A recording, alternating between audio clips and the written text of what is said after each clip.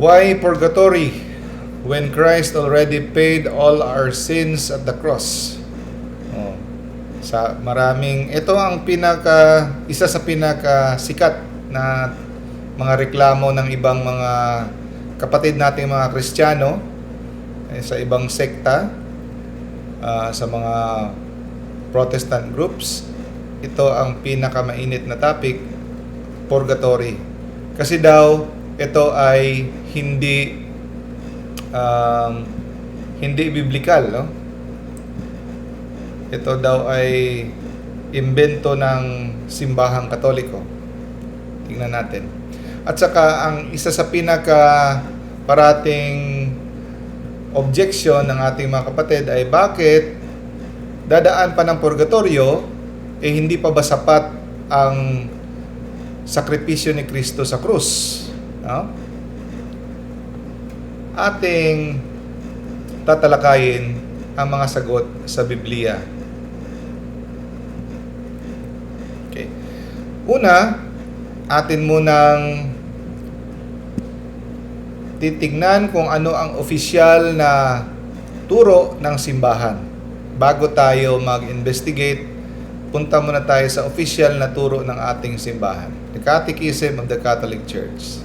So, good news, brothers and sisters, kasi ang ating pananampalataya ay hindi nakabase sa ating sariling karunungan, sa ating sariling interpretasyon, no? Kundi meron tayong pinagbabatayan ng official. We are united, no? We are united in faith. Iisa ang ating pananampalataya. So meron tayong guide. Hindi na tayo magpoproblema kung ano ang interpretasyon ng isang Kristiyano sa itong verse ng Bible. So ang simbahan ay itinatag ni Kristo para ating maging guide, no? Catechism of the Catholic Church, paragraph 1030. Ano sabi? The Church defines purgatory as a purification so as to achieve the holiness necessary to enter the joy of heaven, which is experienced by those who die in God's grace and friendship, but still imperfectly purified. Okay. Sa isang daanan sa pagbasa, hindi masyado clear. Okay. Isa-isahin natin yan mamaya. Okay?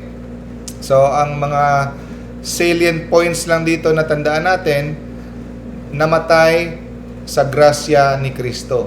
Meaning namatay in sanctifying grace. So, yan ay purification sa mga taong ligtas na. Okay? Yan ang tandaan natin kasi maraming mali na akala na turo sa ating simbahan. Tinitira nila ang doktrina ng purgatorio, mali naman ang pag-intindi nila sa totoong turo ng simbahan. Kagaya ng sabi ni Venerable Archbishop Fulton Sheen, marami ang tumututol, no? Marami ang against sa simbahang Katoliko dahil hindi sa kanyang mga totoong turo kundi sa mga maling akala. Kasi akala nila ganun ang turo ng simbahan pero hindi naman nila alam anong official na turo ng simbahan. Okay. Punta tayo sa mga maling akala muna, okay? Ito yung pinaka-common na notion ng mga tao. Kahit Katoliko, guilty nito. Kahit ako, dati, nung hindi ko pa alam ang catechism, ito yung ang akala ko. At saka, pag yung Christianity mo, yung pagka-Kristiyano mo ay widow-widow lang, no? Hindi ka naman masyadong nagsisimba, hindi ka naman seryoso nag-aaral sa catechism. Ito, no? Most probably, ito yung paniniwala mo. Yung pag namatay ka, haharap ka sa judgment, tapos tatlo yung pupuntahan mo. Kung mabait ka, heaven ka. Kung masyado kang masama, hell ka. o yung killer ka or sindikato ka o ano ba, no? Si Hitler ka. Pag hindi ka naman masyadong masama, hindi ka naman masyadong mabait, o hindi mababangga yung ano mo ba, yung ulo mo sa langit, no? So purgatory ka. Actually, karabihan ng mga tao akala ganito, no? So akala nila maliligtas sila sa kanilang magandang gawain, mabuting gawain. Akala nila ang judgment ni Lord ay kukuha si Lord ng calculator at saka ito total niya ang mga mabuting ginawa sa kumpara sa masamang ginawa. Eh kung equal lang, medyo more or less equal ang ginawang mabuti sa ginawang masama, purgatorio ka. Pag mas marami naman ang ginawa mo na masama kumpara sa mabuti, impyerno ka. Kung mas marami naman ang ginawang mabuti kumpara sa masama, langit. Okay, tama ba yan? Mali po yan mga kapatid. No? Kasi kung nagbigay ka ng piso-piso sa mga pulubi, pag kinuwenta yon, ang dami, 1 milyon na piso-piso binagay mo, tapos pumatay ka ng tao, isang tao lang, o di sabihin mo, uy, mas marami akong ginawa, 1 milyon na tao binigyan mo ng piso-piso, kada 1 point yun. Pero pag kinuwenta sa calculator yon, mas marami. Tapos isang beses lang naman ako pumatay. Isang beses ka lang pumatay. So hindi po 'yan, no? Hindi po ganyan. Ito po ang graph na ito ay mali, I-scrap niyo na ito sa inyong mga bokabularyo. At saka meron ding iba, ganito rin. Ang maling akala ng mga Katoliko rin. Minsan kasi hindi nila alam, yun rin ang nasasabi nila sa mga kapatid nating mga Protestante, kaya napagbibintangan tayo na mali-mali yung turo natin. So, kala ng iba, pag namatay, haharap tayo sa judgment. Pagkatapos, 3 yung kapupuntahan natin: heaven, hell, purgatory, no? Yun. Tapos kung walang may magdadasal sa iyo, nasa purgatory ka, mapupunta ka sa impyerno. Tapos kung may magpe-pray sa iyo, mapupunta ka sa langit. Okay. Tama ba ito? Mali. Mali rin. Kasi ang taong nasa purgatorio ay hindi na talaga mapupunta sa impyerno kahit ano pang gawin. Kasi kagaya ng sinabi natin sa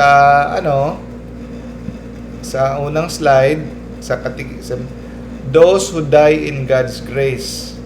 So ibig sabihin, ang napupunta sa purgatorio ay mga taong ligtas na.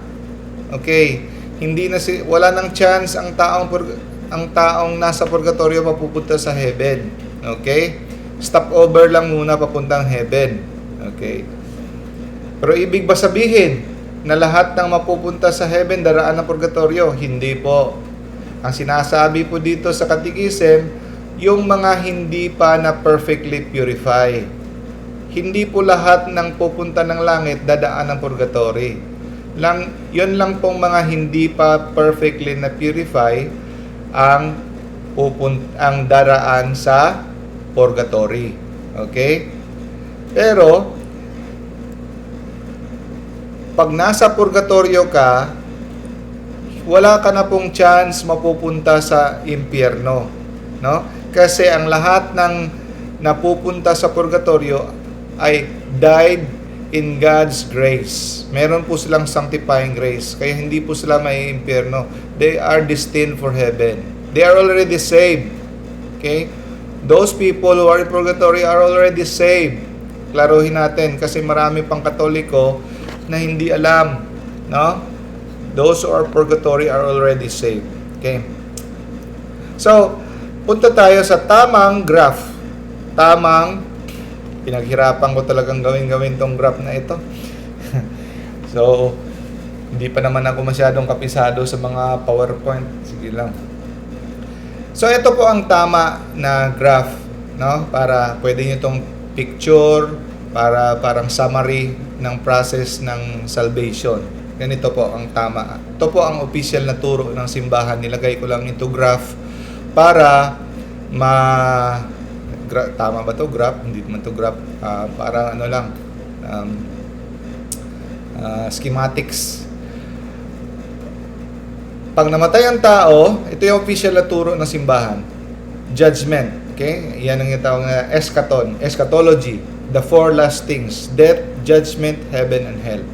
So, ang simbahan po, ang turo niya, ang dalawa lang talaga ang permanenteng kapupuntahan ng tao. Dalawa lang, hindi tatlo. Hindi kasama ang purgatorio sa kahantungan ng tao, hindi po kasama. Dalawa lang, heaven and hell lang po. Okay? So, sa judgment, if you die in sanctifying grace, you go to heaven. That's it. If you die in mortal sin, wala kang sanctifying grace, automatic hell. Wala nang paligoy-ligoy pa, diretso, wala ka nang dadaanan pa, diretso ka na sa hell. Pwede ka pa ba bang lumabas ng hell? No chance. No way, Jose. No? Kahit maubos pa yung tuhod ng mga ninuno mo, ng mga pamilya mo sa pagluhod nila sa simbahan, sa pagdasal sa iyo, pag andun ka na sa hell, okay? Wala ka ng chance malalabas dyan.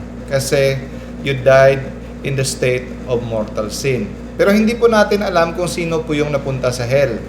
Kaya po, lahat ng mga namamatay, pinagpipray natin. Kasi hindi po naman natin alam kung hindi naman tayo allowed mag-condemn.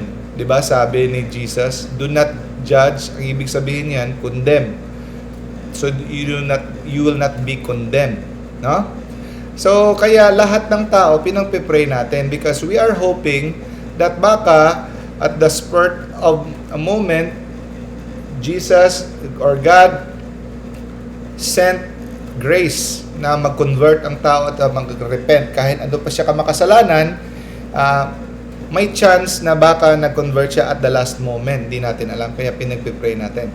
Pero kung ang tao ay nasa hell na talaga, wala na talagang chance. So, sa mga Katoliko na hindi pa catechized, hindi po totoo na if you pray hard enough, maaangat, malalabas ka pa sa hell. Hindi po totoo yan. That is the official teaching of the church. No? So, no amount of prayer.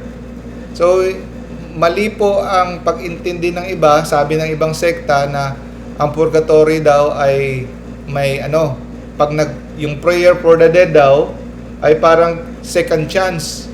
Pag nasa hell ka na, pag may nag-pray sa'yo, may second chance pa.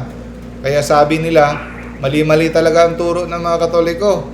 Kasi ang sabi ng simbahan, ang sabi ng Bible, Hebrews chapter 9 verse 27, and just as it is appointed and destined for all men to die once, and after this comes certain judgment. Kayo mga Katoliko, nagdadasal-dasal pa kayo. No? Nagdadasal-dasal pa kayo. Sabi judgment, you have to die once. Wala nang chance. Totoo naman mga kapatid. We believe this, na pag ang tao ay nasa hell na, ay wala na talagang chance. Ang pinagpipray natin, kasi nagbabakasakali tayo, na ang mahal natin sa buhay ay baka nasa purgatory pa. Hindi pa siya perfectly purified. Okay. Now, pagpatuloy natin dito sa my left side. Yung namatay ka, now, meron kang sanctifying grace. Okay? Pag meron kang sanctifying grace, dalawa naman yung tanong. Perfectly purified ka ba? Or imperfectly purified? Nasa Bible kasi ang perfectly purified Those who have washed their robes.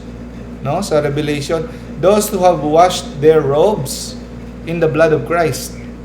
So dito pa lang, they strive for perfection. They strive with their good deeds, with their virtue. Yung kagaya nila ni Saint Teresa of Little Flower, wala nang ginawa kundi to worship God, to pray, and then live a heroic virtue. Yung iba, pabanjing-banjing lang na naligtas pero pasang-awa. Wag naman sana gano'n, no?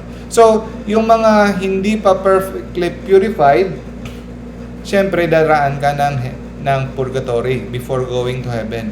Pero kung sa kagadahang palad, you died perfectly purified, you received plenary indulgence, and then ang buong buhay mo ay binigay mo sa kay Lord to become perfect, then you go straight to heaven. Wala na, hindi ka na dadaan ng purgatory. Para lang po sa mga taong ligtas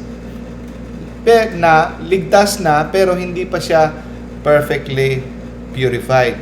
Okay, alam ko na yung nasa isip ng ating mga kapatid sa ibang sekta.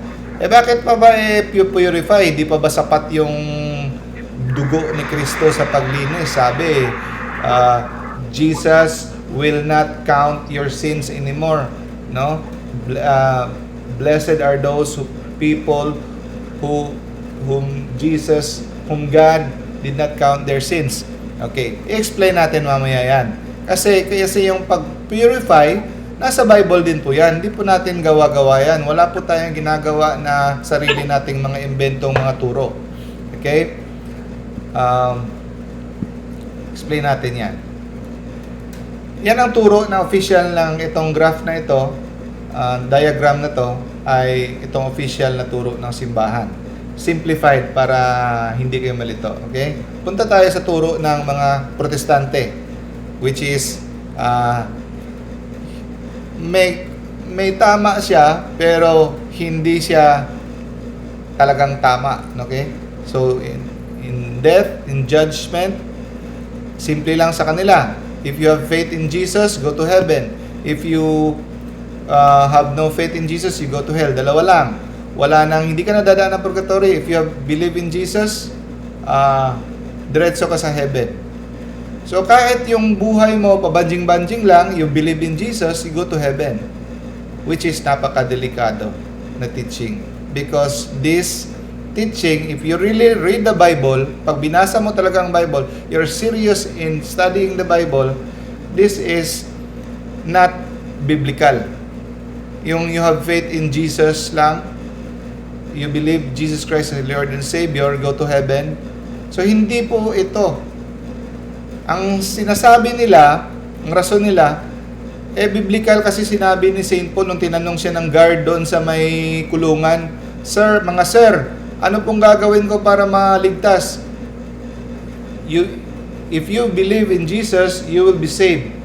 Yun lang. Kasi may nakalagay doon sa Bible na if you believe in Jesus Christ, you will be saved. Yun na yun. No, mali po yun ang pag-intindi sa Biblia, mga kapatid. Kasi sinamarize mo ang buong Biblia sa one stanza. Marami pang sinabi si Jesus. No? Marami pa siyang sinabi. Sabi pa ni Jesus, no? Not all who calls unto me, Lord, Lord, will be saved, but those who do the will of my Father. If you eat my flesh and drink my blood, you will be saved. If you are born in the water and the Spirit, you will be saved. Marami pa siyang sinabi na how to be saved. Hindi lang yun. No? Kasi kahit sabihin mo pang biblical yung sinabi mo, no? Kahit sabihin mo pang nasa Bible yung sinabi mo, part lang yan ng Bible. Dapat lahat mo yan, sama-sama mo lahat ng sinabi. Kasi pag sinabi mo ito lang yung tama, half truth po yan. No? That is a lie. Okay. Naniniwala po tayo, mga kapatid, na dalawa lang talaga ang hantungan ng tao. Heaven at saka hell lang talaga. Wala nang pangatlo, wala nang purgatorio. Ang purgatorio po is just a temporary stop from heaven. Parang pupunta ka ng Manila, before ka sasakay ng eroplano, dadaan ka ng pre-departure area. Okay? Pre-departure area. Yun lang. So, hindi po permanent na hantungan ang purgatory. Okay? So, taliwas sa pagkakaintindi ng iba. Okay? Ang Katoliko ay naniniwala na dalawa lang ang hantungan ng tao, heaven at saka hell. So, purgatory is just a purification. So,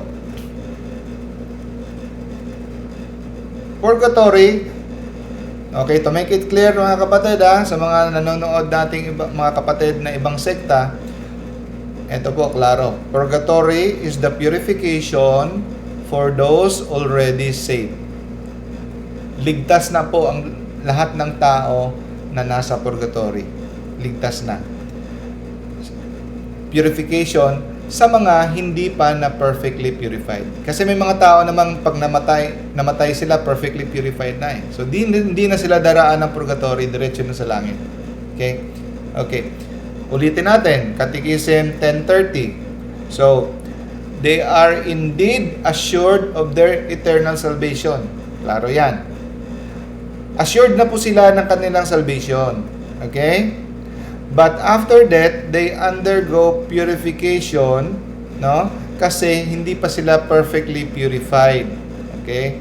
So as to achieve the holiness necessary to enter the joy of heaven. Kasi merong holiness na standard ang heaven. Kasi hindi, sabi ng Bible, kahit isang katiting na dumi, hindi pwedeng pumasok, no? Sa langit. It has to be pure and perfect because our God in heaven is perfect. So, kagaya ng damit mo na puti sa binyag, that is the symbol of sanctifying grace, ang iyong jacket na puti or robe na puti, may mancha. Mahiya kang humarap sa hari. Dapat lilinisin yung robe mo. So, namatay ka na meron kang robe, sanctifying grace, robe na puti. Kaya lang, hindi mo pa na-wash in the blood of the Lamb. Kasi medyo meron ka pang mga self-love, attachment to material things.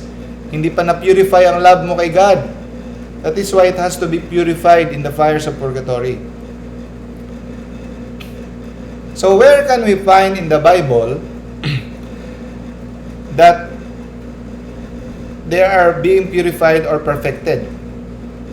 Saan natin makikita sa Biblia na piniperfect pa? Okay. Kopyahin nyo ito mga kapatid. Hebrew, chapter 12, verse 23. Hindi naman uso ang kopya ngayon. Screenshot na. No? Anyway. And to the church of the firstborn ones who are written in heaven. Okay? And to God the judge of all, and to the spirits of the righteous who are made perfect. So itong mga righteous, ito yung mga saints. Righteous, meaning punta sila sa langit. Pero who are made perfect. So pinerfect pa sila. Pinurify pa sila. Firstborns, ones in heaven. So see, biblical ba ang turo ng simbahan ng Katoliko na ipi-perfect pa ang mga tao na hindi pa yung imperfectly purified? Yes, dito po. Hebrew chapter 12 verse 23. The judge of all unto the spirits, feeling patay na. Spirits of the righteous who are made perfect. Okay. Bakit kailangan? So, ang tanong ko sa inyo, ang sabi ni Jesus dito, love the Lord your God. Kasi ang iba, kontento na sila na nagpe-pray sila, okay lang sa kanila na gumawa dito ng mabuti, doon lang. Pero, ang standard ni God mataas. Okay? Sabi ni God, love God with all your heart, with all your soul, with all your mind. So kahit you believe Jesus Christ as your Lord and Savior, pag namatay ka, masasabi mo ba talagang all your heart, minahal mo siya? Masasabi mo talagang with all your soul, with all your mind? Kasi yun ang standard ni God para makapasok ng heaven. All. Hindi niya sinabi yan para showbiz lang. Hindi yan option. Requirement yan. All your heart talaga, all your soul, all your mind. Para makapasok ka sa heaven. To reach heaven, you have to be perfect. Hindi yan joke. Hindi yan sasabihin ni God dahil gusto niya lang sabihin. Sabi ni Jesus, you must be perfect, for your Father in heaven is perfect. Matthew chapter 5, verse 48. Masasabi mo bang pag namatay ka, perfect ka na talaga? Love na love mo talaga si Jesus with all your heart, mind, and strength? I'm sure, masasabi mo hindi, di ba? So, kasi, yung kasalanan kasi, sabi ni Lord, all your heart. Siya lang, He is your everything. No? Pero, pag ang tao, kahit sabihin mo pang nagsiserve siya kay Lord, mabait na mabait siya, meron pa ring attachment yung heart natin sa mga created things. No? Yung hobbies natin, yung asawa natin, yung anak natin, yung mga material things natin, yung mga career natin, naka-attach pa. Imbis na giving it whole heart to God, naka-attach pa. So yan po ang ipopurify sa purgatory. Kasi yung makakapasok sa langit, doon lang po nag-love kay God with all his heart, all his soul, all his mind to God. Kaya, in purgatory, ang mangyayari, your imperfect love for God will be perfected by the fires of purgatory. Doon ka ma-realize na God is your everything. Hindi ko alam kung paano mangyayari yan. God only knows. But in the fires of purgatory, your imperfect love will become perfect. There, you will learn to love God with all your heart, all your mind, all your strength. So, hindi po siya punishment per se. It is to purify your love. It is to purify your love because the fires of purgatory is actually God's love. It is God's love.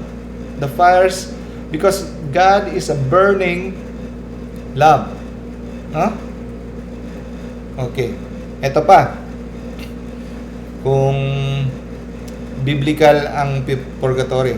Sa Matthew chapter 12 verse 36 sabi, I tell you, si Jesus nagsabi yan, everyone will have to give account on the day of judgment for every empty word they have spoken. So kung totoo yung sabi ng mga protestante na wala ng purgatorio, diretso ka na sa langit, no? Diretso ka na sa langit or impyerno, meaning, sisingilin tayo, i-accounting tayo sa mga useless na mga words. Imagine take note of this. Kaya mag-ingat tayo sa mga sinasabi natin, mga green jokes, mga chismis, mga libak, mga ano pa yon, sa mga idle words na hindi, walang kabuluhan ng mga words. We will have to give an account one by one on the day of judgment for every empty word that we have spoken. Isa-isahin yan lahat ng words natin na lumabas sa ating bibig. For example, walang purgatory mga kapatid. Marami kang sinabing di impyerno lahat ng tao kasi heaven at saka hell lang Perfect lang ang makapasok sa heaven. Perfect lang. Wala. Masasabi mo bang perfect talaga ang words mo? No? So, doon ipopurify. Pero sasabihin natin mga iba natin mga kapatid, no? Hinugasan na ni Jesus Hinugasan na niya ng kanyang blood. So, hindi na tayo daraan doon. So, hindi po yan biblical. Kasi, if God, bakit niya pa sasabihin to? Sa judgment, na we will give an account. Kung sa pagkamatay natin and we believe in Jesus Christ as the Lord and Savior, hinugasan niya na lahat ng ating mga impurity, useless na nasasabihin ni Jesus to. Di ba? Useless na. Kasi pag pamatay ka, straight to heaven. Hindi ka na daraan ng accounting. No? But I tell you, sabi ni Jesus, everyone, mabait ka man, believer ka man kay Jesus, everyone. Hindi lang to para sa mga masasamang tao, hindi everyone. Kahit sa mga believer kay Jesus, will have to give an account on the day of judgment. So kung nakita yung mga words mo na maraming mga walang silbi na mga words, you will be purified. Sabi sa Revelation chapter 21 verse 27, nothing unclean shall enter heaven. Yan. Real talk yan. Galing kay God, no? Nothing unclean. Walang kahit konting dumi. So, you have to be perfect. So, lahat, pag namatay tayo, even if we believe in Jesus, if we tried our best, can we say that we are really perfect? No, di ba? At sabi sa Luke, chapter 12, verse 59, sabi ni Jesus, I tell you, you will never get out until you have paid the very last copper. So, hindi ka makakalabas sa kulungan hanggang hindi mo na babayaran hanggang sa huling sentimo. No? Hanggang sa huling barya. May pagbabayaran ka. So, ano ba to? Ano ba tong ibig sabihin na to? Ito ay nagpapahiwatig na merong kulungan na temporaryo na pagdadaanan mo, babayaran mo yung lahat ng mga empty words at saka mga gawa mo na walang kabuluhan para ikaw ay mo-purify. Lalabas ka lang sa kulungan na yan, so biblical yan ha, lalabas ka lang sa kulungan na yan kung iyong nabayaran ang hanggang sa huling barya. So ang sinabi dito, sabi ng mga kapatid natin sa ibang sekta, ay hindi naman nasasabi yan sa next life eh.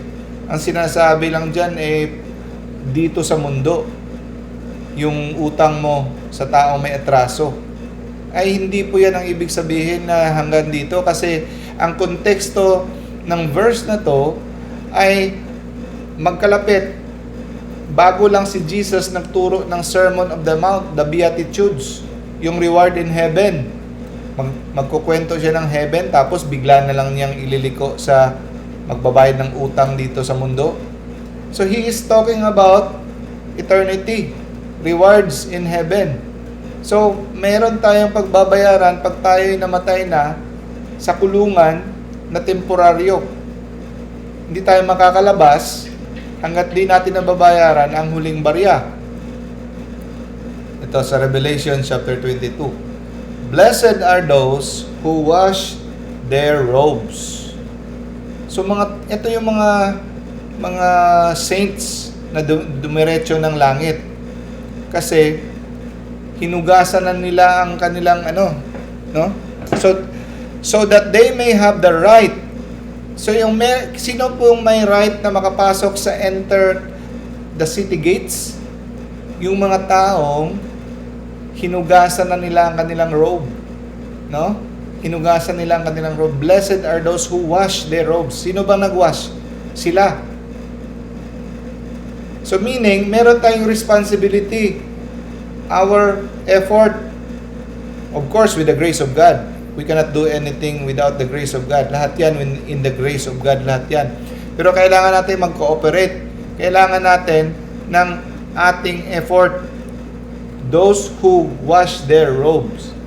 Sinabi ba dito, blessed are those whom Jesus washed? No. Those who wash their robes. Sila ang naghugas sa kanilang pakikibaka in cooperation with the grace of God. So, dahil buhay pa sila ay nagsumikap na labhan ang kanilang robe para ito'y pumuti. Hindi become perfect. They have the right to enter the city gates directly. No? Saka sabi ni, paano nila hinugasan ang kanilang robe? They take up their cross. They deny themselves. So let it be a lesson for us, brothers and sisters. So if you want to enter the city gates, you have to deny yourself every day. Hindi lang yung isang beses ka lang nagsabi doon sa stage, I receive Jesus Christ as my Lord and my Savior. Tapos na. Once saved, always saved. No. You have to deny yourself every day. Let him deny himself and take up your cross every day and follow Jesus. And then, Revelation chapter 19 verse 8, sabi, it was granted her to clothe herself with fine linen. Yun, ang fine linen. Ano yung fine linen na yon? Yung mga the righteous deeds of the saints. Makikita natin mga kapatid, importante ang righteous deeds, ang good works. Kasi, it is the righteous deeds of the saints. So, yun, dahil nagsusumikap sila habang buhay pa sila na gumawa ng mga righteous deeds, kanilang mga righteous deeds ay naging fine linen na kanilang damit na suot sa city gates of heaven. Sabi sa Hebreo chapter 12 verse 14, strive. Okay, sandali lang mga kapatid. Sabi dito, first word, strive. Magsumikap kayo. Ano ba ibig sabihin na magsumikap? Ikaw, gawin mo.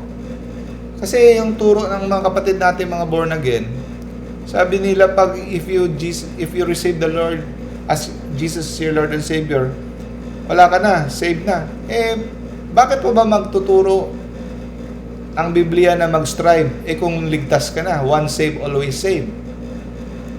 Ibig sabihin, kahit tinanggap na natin si Jesus, we have been baptized, we are already saved, we have to strive pa rin. Magsusumika pa rin tayo to live for peace. Peace with everyone. And for holiness. So, meron talaga tayong effort. Kailangan ng effort natin. Kahit sabihin pa natin 99% ng effort ay kay God, 1%, meron pala tayong effort kailangan. Kasi without holiness, no one will see the Lord. See? Strive for peace. Ano ba yung sinasabing peace dyan? Sa Luke chapter 12, 58 to 59, ang sabi dito, pag may kaaway ka, dapat, you have to be reconciled. Kailangan i-solve mo na yan habang buhay ka pa. Kasi kung mamatay ka na, you will be dragged to the judge, and the judge will turn away to the officer. And he will throw you into prison. See? Sasabihin natin yan kung anong ibig sabihin ng prison na yan. I-throw ka sa prison, and I tell you, you will not get out until you have paid. Ito po ay napakaklaro na turo ng purgatorio. Kasi ito ay hindi nagtuturo dito sa mundo. Okay? Ito ay about in the next life. You'll be thrown into prison, so you have to be reconciled. Kaya ito ay in relation sa Hebrews chapter 12 verse 14. Strive for peace. Try hard to be reconciled. Kaya dito, reconcile ka sa brothers and sisters mo dito sa mundo. No? You have to forgive. Say sorry ka sa mga nagawa mong kasalanan sa mga kapatid mo. Strive for peace with everyone. Kaya nga, in relation sa Hebrews chapter 12, verse 14, ang Luke chapter 12, verse 58, try to be reconciled. Kasi, kung hindi ka pa na-reconcile, mamatay ka, you will be put into prison, and you will not get out until you have paid the last penny. Related po yung dalawang verse na yan. Okay? Okay. Next objection ng mga Protestante. 1 Peter chapter 3 sabi, for Christ also suffered once for sins, the righteous for the unrighteous, and that He might bring us to God. So, tapos na. Binayaran ni Kristo lahat. Hindi na natin kailangan dumaan ng purgatorio. Hindi pa ba sapat ang ginawa ni Kristo sa krus? Ang kaniyang dugo ay nagbayad na. Once we are saved, diretso na sa langit. Hindi na kailangan dumaan ng purgatorio. Mali. Kasi nabasa naman natin na kailangan talaga natin mag-strive. Di ba? At saka, explain pa natin kung hindi pa rin maniniwala, eto. So, ang mga Katoliko ba, mga kapatid, naniniwala ba na sapat na ang sacrifice ni Christ? O naniniwala ba tayo na may kulang pa sa sacrifice ni Christ? Ito, sagot. The teaching of the church, the Catholic Church, believes that Christ accomplished all of our salvation for us on the cross. Kahit tayo naniniwala na kumpleto na, sapat na, wala na tayong madadagdag pa kasi lahat ginawa na ni Kristo. Totoo yan. We believe that. But that does not settle the question of how this redemption is applied to us. Totoo na sapat na ang sakripisyo ni Kristo sa cross. Binayaran niya na lahat ng utang, nahuhugasan niya na tayo para tayo maligtas. Pero hindi naman po sinabi ni Kristo kung paano i-apply. Paano in-apply, hindi naman minention dyan kung paano in-apply itong sanctification, yung redemption, justification. Hindi naman sinabi na isang bigayan lang. Hindi naman po sinabi na isang bigayan lang. Na if you accept Jesus Christ our Lord and Savior, instantly, you're washed. No, sanctification is a process. And the Bible tells us that sanctification is a process, is a long process. Okay? Scripture reveals that it is applied to us over the course of time. Over the course of time, process po yan. Through, among other things, the process of sanctification through which the Christian is made holy. So, can we back it up by Scripture? Yes. No?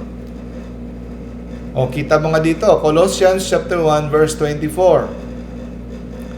Paul's labor for the church, sabi niya, "Now I rejoice." Tingnan mo ha, magugulat ka sa sabi ni St. Paul. Sabi niya, "Now I rejoice in what I am suffering for you." Si St. Paul, nagsasuffer daw siya para sa Church of Colossians, kasi letter to sa Colossians. I'm suffering for you.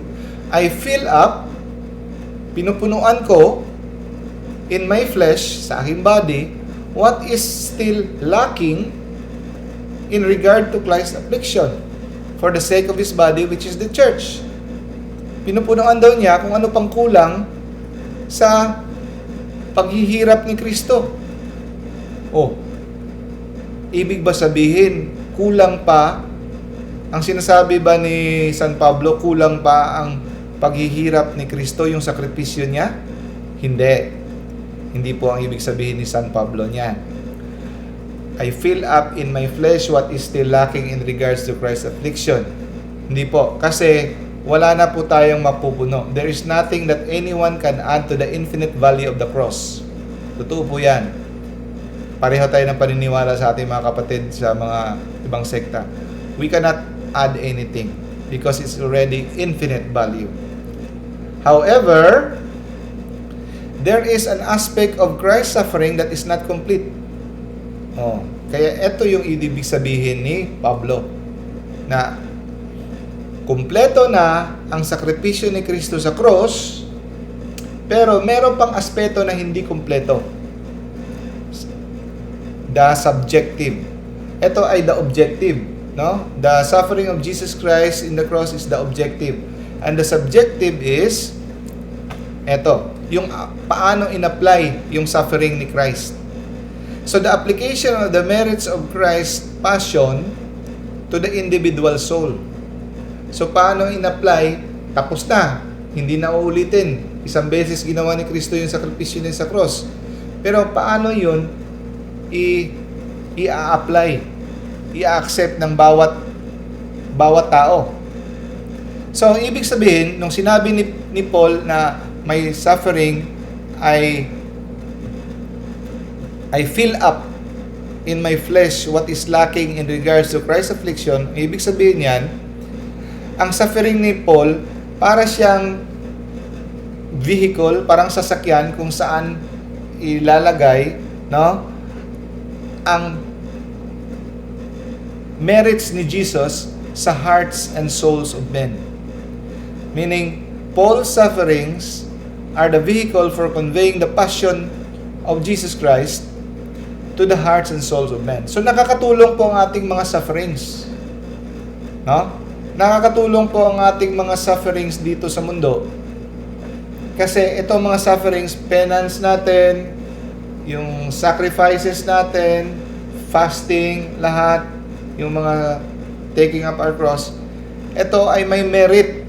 Kasi ito ay magiging daan, magiging instrumento na makakapasok yung merits ng passion ni Jesus sa puso ng mga tao. Yan ang ibig sabihin. And this way, they bring the completeness to the passion in the external way. 2 Corinthians chapter 1 verse 5. Sabi, "For just as we share abundantly in the sufferings of Christ." O bakit pa ba sasabihin ni Paul ito? We share abundantly. Nakikibahagi tayo sa sufferings ni Christ. Bakit pa ba tayo papashare ni Jesus Christ? Tapos na, di ba? Kung kung ang kalooban niya ay siya lang ang gumawa, no, kagaya ng ibang sinasabi, naghirap ako, hindi ko na pahuhugasin ng plato yung anak ko, hindi ko na tuturuan magwalis ng sahig, kasi naghirap ako para hindi na sila magdusa. Tama ba yon? Mali yon. Lalaking spoiled ang anak mo. Kagaya din kay Jesus. Hindi ibig sabihin na nagdusa siya sa cross ay hindi na niya ibabahagi yung suffering niya sa atin. Sabi nga niya take up your cross. Kasi gusto niya, we share in the redemptive work. We share in the sufferings of Christ. No? So, Philippians chapter 3, I want to know Christ, yes, to know the power of His resurrection and participation in His sufferings. At saka sabi? Acts chapter 14 verse 21. Kasi kaya mali talaga yung sinasabi na si Jesus na lahat gumawa, kaya hindi na tayo magsasuffer. Kahit sa purgatory, hindi na tayo magsasuffer. No, mali yan. Kasi sabi sa Bible, it is necessary for us to undergo many hardships to enter the kingdom of God. In this life or in the next. Kaya sinasabi, no? Pay now or pay later. No? Pay now or pay later. So if you have to really, kailangan talagang dumaan tayo sa hardships before tayo makapasok sa kingdom of heaven. Either here in this earth or in the next. Kasi na-prove naman natin na merong in the next, di ba? You will not get out of the prison until you pay the last penny. So kung ngayon pa lang nagbabayad ka na ng utang mo, nagsisimula ka na magbayad, no? Di pwede ka nang dumiretso. As the Bible says, pag may nagtanong sa'yo, ligtas ka na ba, brother? Are you saved? Ang sagot po natin mga Katoliko, 3 po. Yung sila kasi, yung sa ibang mga sekta, ang sagot nila, yes, saved na ako. Pag nabangga tong bus na to, ligtas ka na ba? Yun na parating sinasabi ng mga preacher sa bus. Anong sasagot mo? Yes, 3. I am already saved, I am being saved, and I have the hope that I will be saved. Romans, yun ang mga Bible verses. No? Hindi natin isa-isahin kasi wala na tayong time. Kopyahin nyo na lang. I am already saved. Kailan? Nung bininyagan ako, saved na ako. I am also being saved. And I have the hope that I will be saved. So, yung sanctification, justification ni Jesus, yung sanctification, process po yan. Buong buhay mo yan. Hindi isang beses lang yan. No? Of course, in the waters of the baptism, you've been justified. Isang beses ka lang bibinyagan eh. Kaya nga, you are already saved. Pero, piniperfect ka pa. All throughout your life. Philippians chapter 2 verse 12. Wherefore, my beloved, as ye have always obeyed, not as much my presence only, but now much more in my absence, work out your salvation with fear and trembling. Oh, pagligtas ka na, you believe Jesus Christ is your Lord and Savior. Bakit pa ba sasabihin ni Saint Paul to? Na Work out your salvation na may panginginig at may pangangamba. Kasi hindi biro yung salvation. You have to go many hardships. Work out your salvation with fear and trembling. Romans chapter 5, verse 3 to 5, sabi, sanctification involves suffering. So purgatory is the final stage of sanctification. So buong buhay natin, we are suffering. It is part of our sanctification, sacrifices, penance. Pero ang pinakahuli, ang katapusan, ang pinakahuli na ating stage of purification, of our sanctification, is purgatory. Yan ang pinaka-last. That some of us need to undergo before we enter heaven. So, purgatory is the final phase of Christ applying to us the purifying redemption. So, lahat ng mga bunga ng kanyang pagtubos ay tapos na. Andiyan na yung product, tapos na yung grace, tapos na sa cross. Pero yung pag-apply niya, hindi po isahan o bultuhan. Okay? The final phase ng kanyang pag-apply, ng pagbigay niya, no, ng kanyang redemption is in purgatory, that He accomplished for us by His death on the cross. Okay? Lahat yan dahil sa cross. So the purification that takes place in purgatory is purely a work of God's grace. Lahat po yan. We acknowledge that it is by God's grace, not by our own merit. No? Kasi, after that, there is no more chance of merit. Kaya nga, wala na. We only live once, and then our judgment will only be based solely upon our earthly life. Kung paano ka namuhay. No? Kasi pag namatay ka na, wala na. That is your only chance during your earthly life. Okay?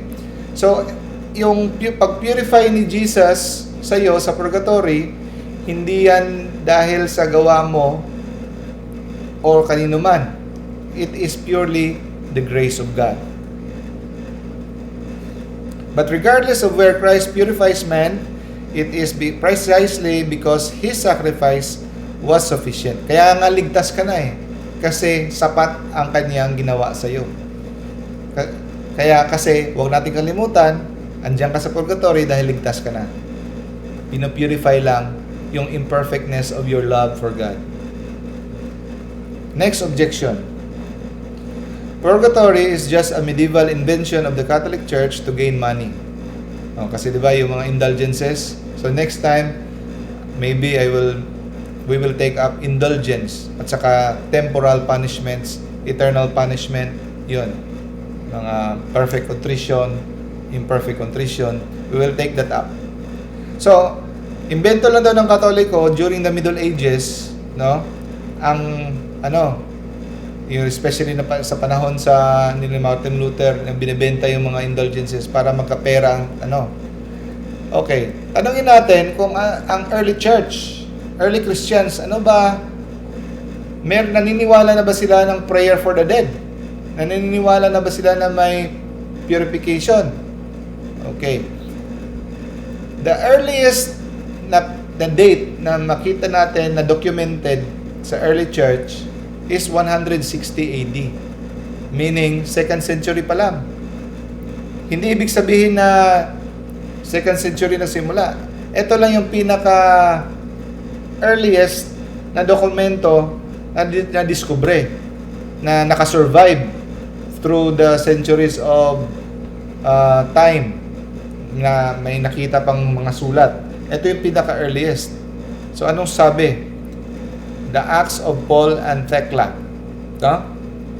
And after the exhibition, Tryphena again received her, for her daughter Falconia had died, and said to her in a dream, Mother, you shall have this stranger Thecla in my place, that she may pray concerning me, that I may be transferred to the place of the righteous.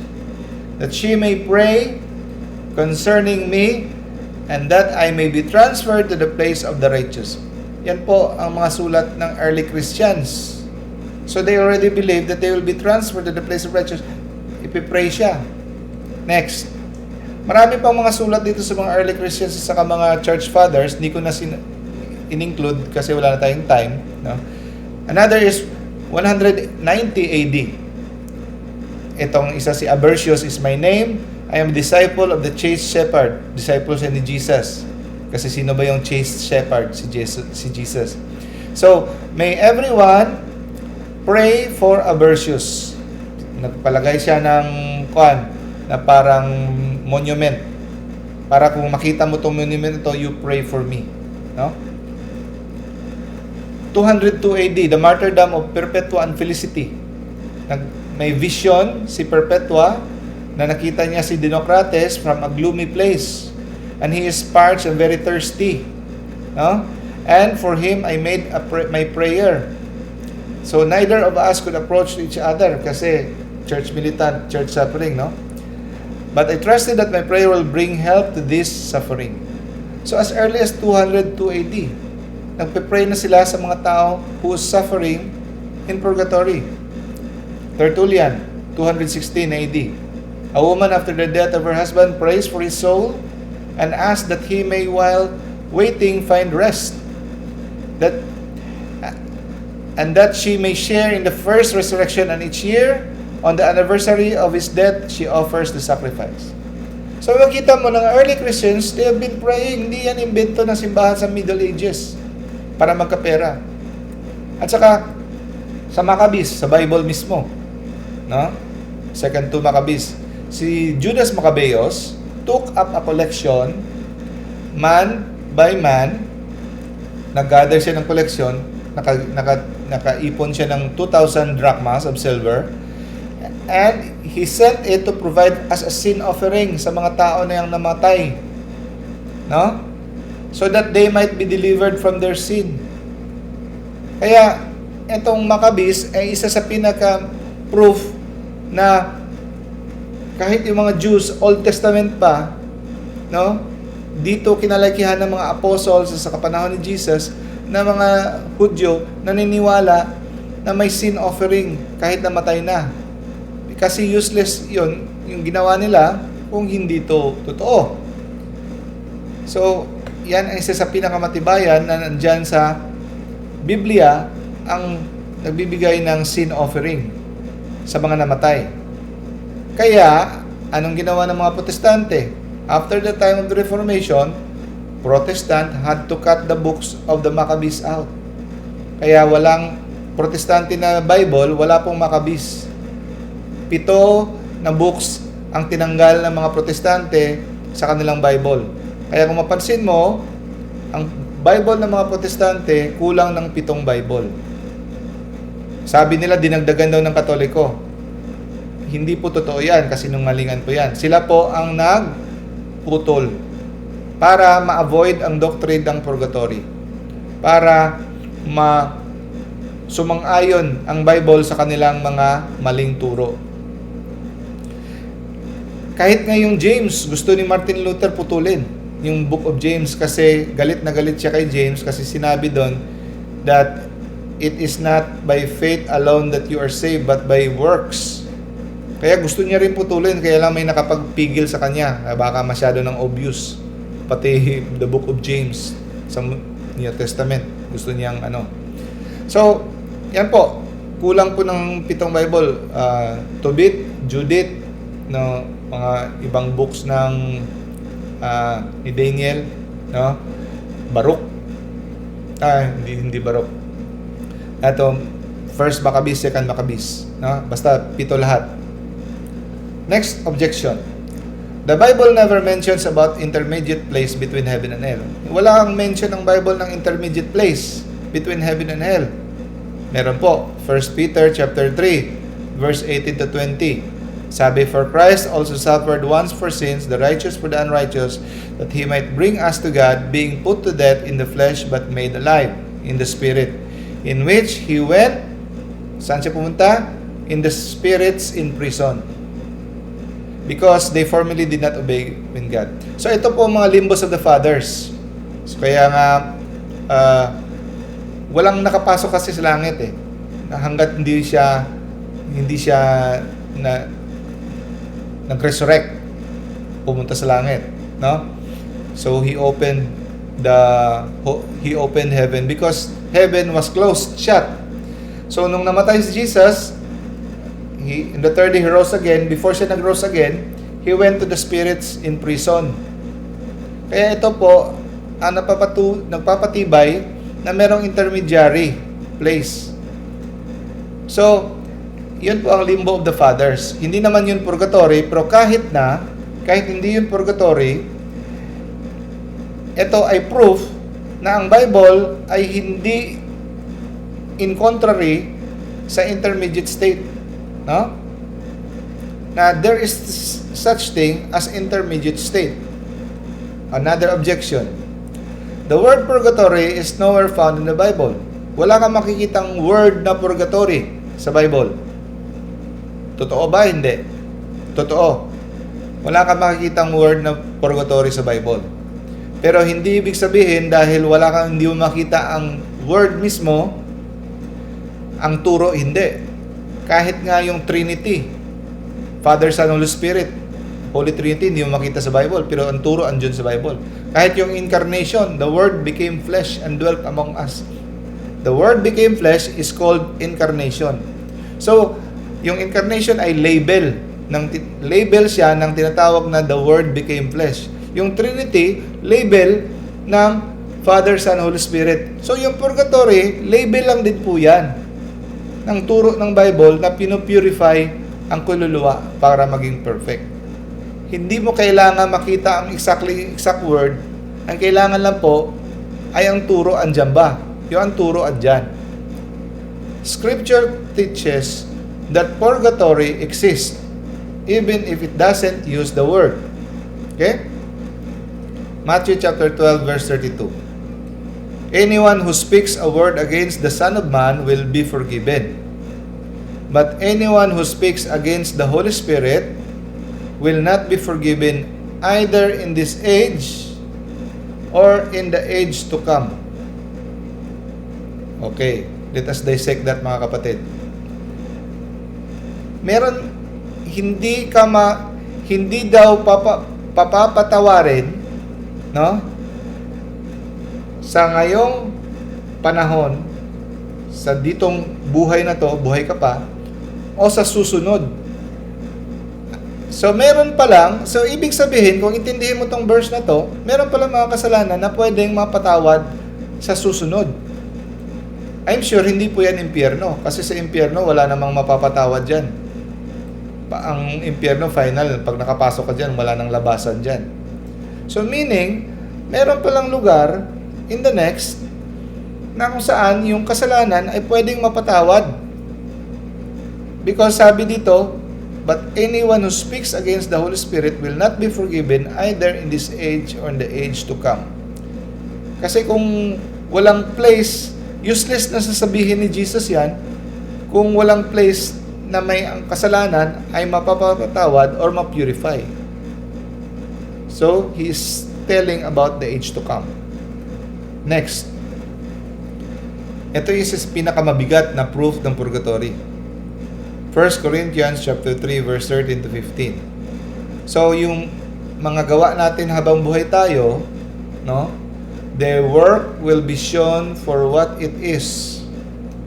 Because the day, anong day na yan? Judgment.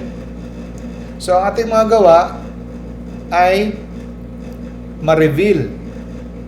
Paano ma-reveal ang mga gawa natin? It will be accounting, sabi, there will be a day of accounting of all the words, the useless words you said, di ba? Ano yung magre-reveal? Yung fire, apoy.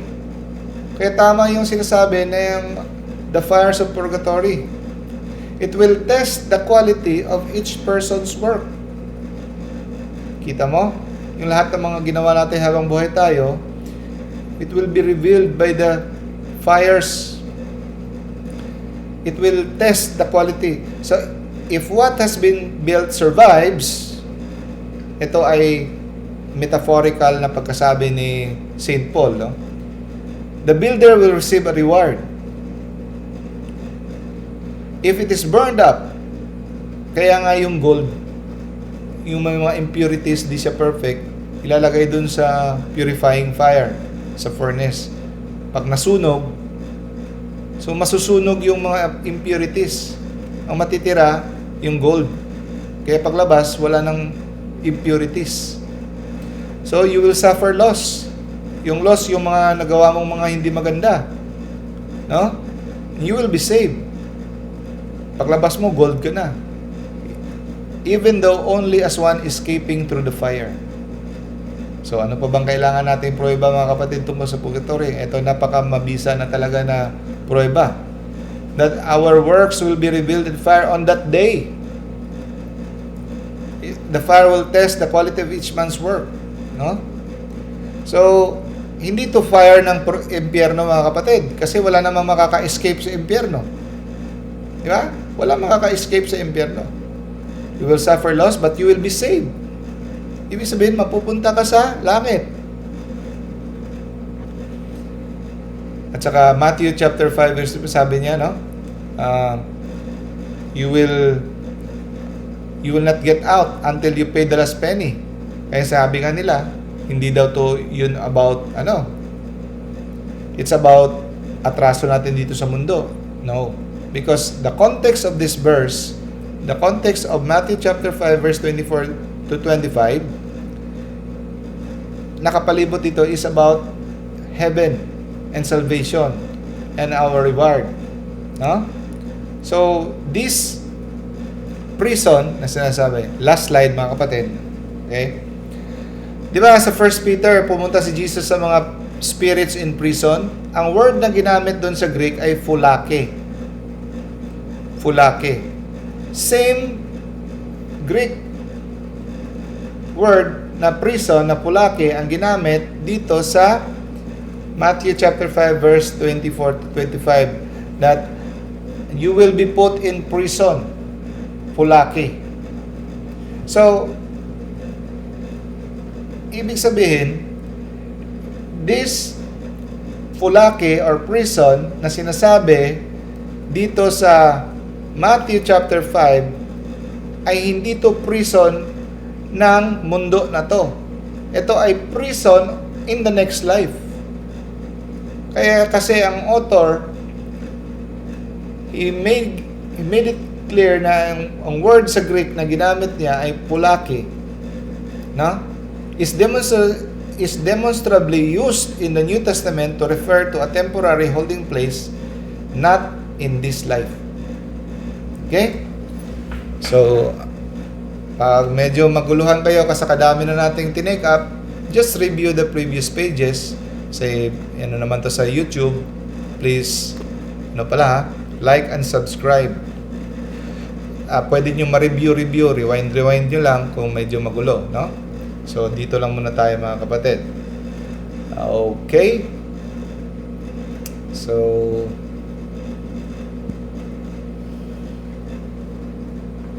thank you for attending, mga kapatid. So, by the way, after the closing prayer, kung may mga tanong kayo, pwede kayong magpaiwan. Pero ang andito ay, I'm sure wala tong mga tanong kasi mga expert na to lahat. Itong andito ngayon. Brad Robert, Brad Von, Sis May, Brad Chris. Okay, Brad Robert. Closing prayer. Brad Robert. Baka picture na lang dito nito. Baka tulog na to. Brad Bon. Brad Bon. Hello, Brad Bon. Baka tulog na rin to. Oy. Hello. Brad Bon, closing prayer, Brad Bon. Hello. Closing prayer. Masyadong lag yung cellphone ko, Dok. Kasi yung net dito sa bahay. Okay. Sige, bro. Closing prayer ta, bro. Sige po. Sa ngalan ng Ama, ng Anak, ng Espiritu Santo. Amen. Our Father, who art in heaven, hallowed be thy name. Thy kingdom come, thy will be done on earth as it is in heaven. Give us this day our daily bread, and forgive us our sins, as we forgive those who sin against us. Do not bring us to the test, but deliver us from evil. Amen. Amen. In the name of the Father, the Son, the Holy Spirit. Amen. Okay, thank you Salamat, sa Doc. closing prayer. So, wala na siguro na yung mga question kay mga veterano namang nabilinder eh. Oh. Sige. So, see you next week. Salamat. Thank you sa pag-attend, bro. Brother Robert, good night. Makatulog ka na dyan. Sis May, thank you ha. Bye-bye. God bless. See you next week. Bye-bye, Doc. Bye-bye.